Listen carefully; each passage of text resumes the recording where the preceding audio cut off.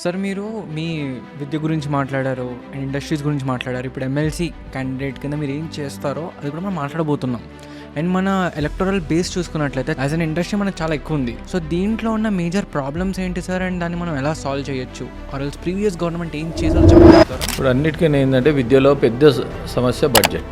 ఈ బడ్జెట్ ఇంప్లిమెంటేషన్లో తెలంగాణ ప్రభుత్వం ఏంటంటే 3 లక్షల కోట్లు ఉన్నది. 3 లక్షల కోట్లలో నీకు 15% బడ్జెట్ అలొకేషన్ చేయాలి.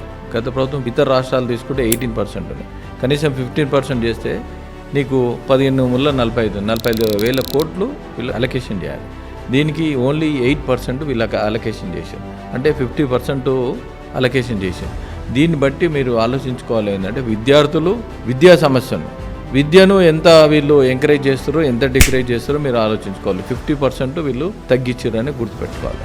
ఇంకొకటి సమస్య ఏంటంటే వీళ్ళు గతంలో బీఆర్ఎస్ ప్రభుత్వం ఉన్నా కాంగ్రెస్ ప్రభుత్వం ఉన్నా గతంలో 20,000 స్కూళ్లకు 8,000 స్కూళ్ళు మూతపడ్డాయి, అంటే 12,000 స్కూళ్ళే నడుస్తూ ఉన్నాయి. అంటే వీళ్ళ ఉద్దేశం ఒకటి ఉంది ఏంటంటే గత ప్రభుత్వం ఈ ప్రభుత్వం స్కూల్స్ ఎంత తగ్గుతాయి అనుకో, అమౌంట్ ఎంత తగ్గించినా కానీ వాళ్ళకి బెనిఫిట్ అవుతుందనే ఉద్దేశంలో ఉన్నది.